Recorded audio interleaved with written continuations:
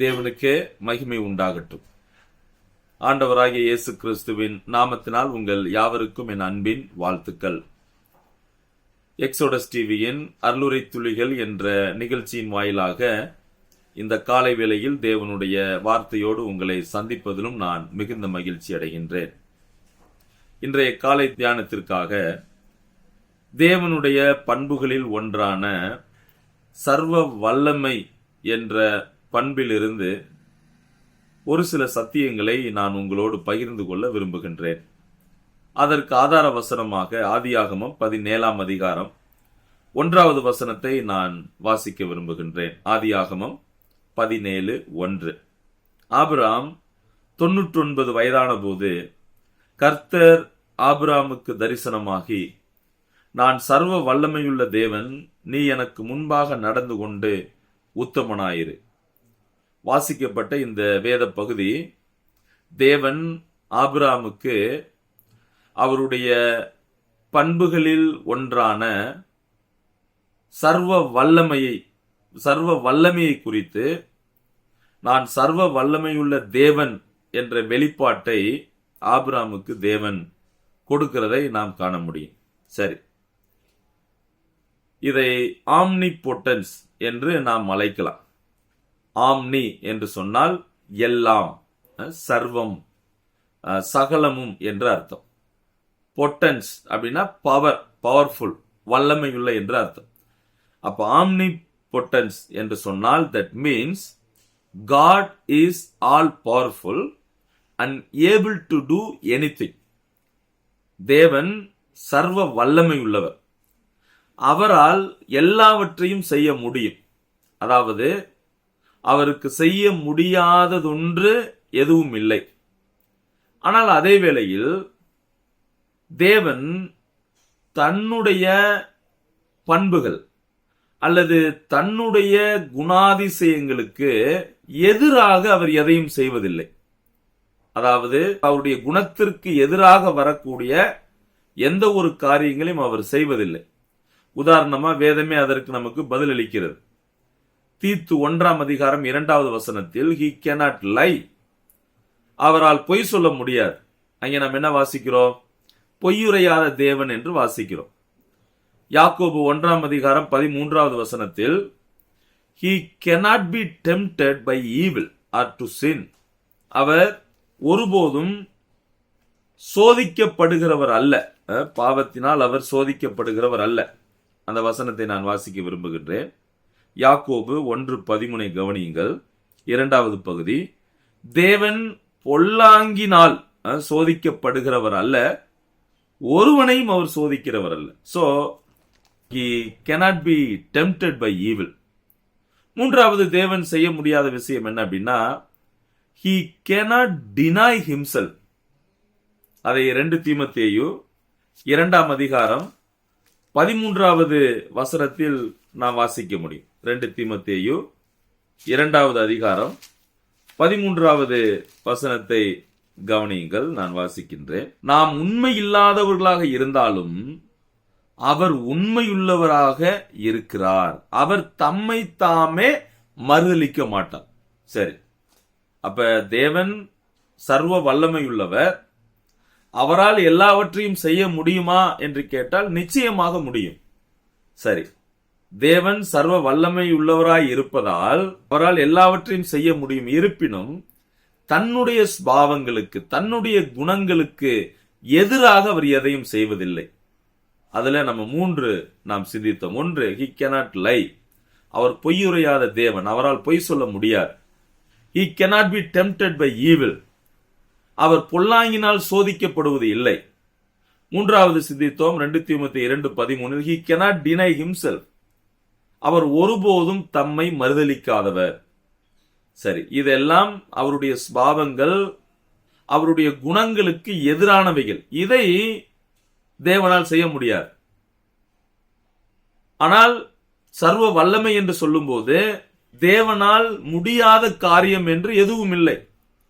ஆதியாகமம் 18ஆம் அதிகாரத்துல இப்படி அந்த வசனம் வாசிக்கிறோம். Is anything too hard for the Lord, ஒரு பாடல் கூட நாம் பாடுகிறோம். தேவனால் ஆகாத காரியம் அல்லது முடியாத காரியம் ஒன்று உண்டோ என்று கேட்டால் இல்லை. ஏன் அப்படின்னா, பிகாஸ் he is God.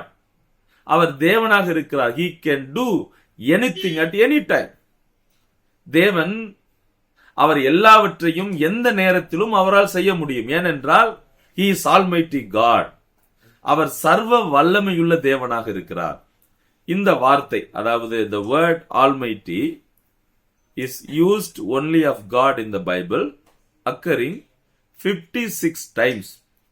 இந்த சர்வ வல்லமை என்ற வார்த்தை அது தேவனுக்கே உரியதான வார்த்தை, அது தேவனுக்கே பொருந்தக்கூடியதான வார்த்தை.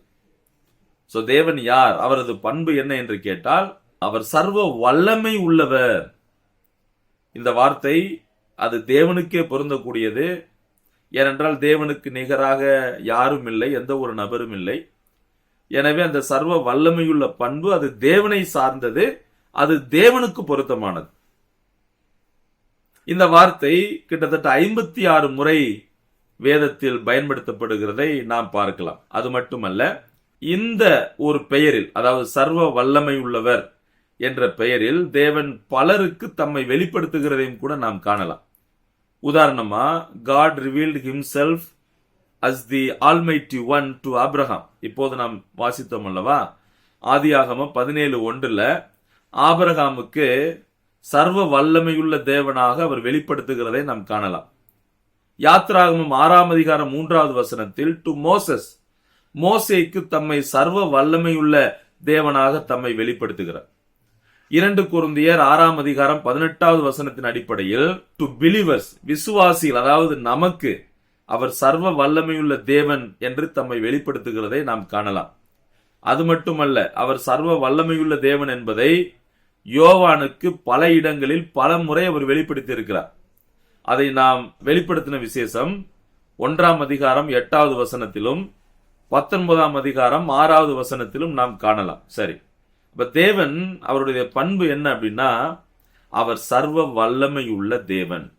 அவர் சர்வ வல்லமை உள்ளவர் என்பதை தம்முடைய மக்களுக்கு, தம் பிள்ளைகளுக்கு அவர்கள் புரிந்து கொள்ள வேண்டும் என்பதற்காக அவர் தம்மை இந்த விதத்தில் வெளிப்படுத்துகிறதை நாம் காண முடியும். சரி, இப்ப தேவனுடைய வல்லமையை நாம் பல சூழல்களில், பல இடங்களில் வேதத்தில் காணலாம்.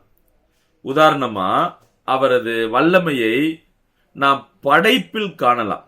We can see the omnipotence of God over nature. இயற்கையின் மீது அவர் வல்லமை கொண்டவராக, சர்வ வல்லமை கொண்டவராக இருக்கிறார். ஆதியாகமம் 1:4 பார்க்கிறோம், he separates lights from the darkness. 1:7 he separates the waters by the firmament or space. தேவன் தமது வல்லமையினாலே இவைகளை எல்லாம் செய்கிறதை நாம் பார்க்கலாம். வசனம் ஆதியாகமம் 1:10 he separates the seas from the dry land. So இதெல்லாம் அவரது வல்லமையினால் செய்கிறார். சோ அவரது வல்லமை இயற்கையின் மீது உள்ளது என்பதை நாம் புரிந்து கொள்ளலாம். இரண்டாவது, அவருடைய வல்லமையை மனிதர்கள் மீது அவர் காண்பிக்கிறதை பார்க்கலாம். அதாவது omnipotence of God can be seen over men. அதை நாம் தானியேல் 4:30 32 வரைக்கும் உள்ள வசனங்கள்ல மனிதர்கள் மீது கூட அவர் தம் வல்லமையை காண்பிக்கிறதை நாம் காணலாம். அதாவது நாம் வாசித்த வசனத்தை போன்று, அவர் சொல்ல ஆகும், அவர் கட்டளையிட நிற்கும். தேவனே ஒவ்வொரு ராஜ்யத்தையும், ஒவ்வொரு மனிதருக்கான அதிகாரத்தையும் ஏற்படுத்தக்கூடியவர். ஏனென்றால் அவர் சர்வ வல்லமையுள்ளவர். அது மட்டுமல்ல, ஓவர் ஏஞ்சல்ஸ், தேவ தூதர்கள் மீது தம் வல்லமையை அவர் காண்பிக்கிறார். ஓவர் சைட்டன், சாத்தான் மீது தம் வல்லமையை அவர் காண்பிக்கிறார். யோபு 1:12 2:6 நாம் காணலாம். அது மட்டுமல்ல, மரணத்தின் மீது கூட, ஓவர் டெத், மரணத்தின் மீது கூட அவர் வல்லமை உள்ளவர் என்பதை அவர் காண்பிக்கிறதை நாம் காணலாம். சரி, அப்ப இந்த சத்தியங்கள் இந்த காலை வேளையில் நீங்களும் நானும் அறிந்து கொள்ள வேண்டும். தேவன் அவர் சர்வ வல்லமை உள்ளவராக இருக்கிறார். அவர் தம் பிள்ளைகளுக்கு தமது வல்லமையினால், தமது சர்வ வல்லமையினால் அவரால் எல்லாவற்றையும் நமக்கு செய்ய முடியும். பல வேளைகளில் நம்முடைய சூழ்நிலைகள் வித்தியாசமானதா இருக்கும்போது நாம் சோர்வடைந்து விடுகிறோம், அல்லது நாம் கவலைப்படுகிறோம். சிலர் நம்மிடம் வந்து கேட்கும் போது, அல்லது ஒரு காரியத்தை அவர்கள் சொல்லி காண்பிக்கும் போது நாம் துக்கப்படுகிறோம், நாம் விசனப்படுகிறோம். ஆனால் நமக்கு சர்வ வல்லமையுள்ள தேவன் ஒருவர் இருக்கிறார் என்பதை நாம் பல நேரங்களில் நாம் நினைவுபடுத்துவதில்லை. பல நேரங்களில் நாம் மறக்கக்கூடியவர்களாக இருக்கிறோம். அப்ப சர்வ வல்லமையுள்ள தேவன் எப்போதும் அவர் நம்மோடு கூட அவர் இருக்கிறார். அப்ப நாம் கவலைப்படும் போது தேவனை நாம் அதாவது குறைத்து மதிப்பிடக்கூடியவர்களாக நாம் இருக்கிறோம். வில்லியம் மேக்டொனால்ட் இந்த எழுத்தாளர் அவருடைய புத்தகத்தில் அவர் சொல்லும் போது சொல்றாரு, கவலைப்படுவது பாவம், worrying is sin. ஏன்னா நாம் அதாவது தேவன் ஒருவர் இல்லை, ஏன்னா அவர் இருந்தார்னா இப்படி அவரால் எனக்கு உதவி செஞ்சிருக்கலாம்ல என்ற ஒரு தகவலின் அடிப்படையில் நாம் தேவனை குறைத்து மதிப்பிடுகிறோம். ஏன்னா தேவன் இல்லாதவர் போல, அவரினுடைய தேவைகளை சந்திக்காதவர் போல, எனவேதான் நாம் கவலைப்படுகிறோம். சோ அப்ப கவலைப்படுதல் அது பாவம். அப்ப பல சூழ்நிலைகளில் நாம் தேவனுடைய சர்வ வல்லமை தன்மையை, சர்வ வல்லமையை நாம் புரிந்து கொள்ளாமல் இருக்கிறோம். அவருடைய சர்வ வல்லமை எல்லா இடங்களிலும் வெளிப்படுகிறதை நாம் காணலாம். ஏற்கனவே நாம் சிந்தித்தோம். சங்கீதம் 33:9 இந்த பாஸ்ட், கடந்த காலங்கள்ல God's power was seen in creation, அவருடைய படைப்பில் தேவனுடைய வல்லமையை நாம் காண முடியும்.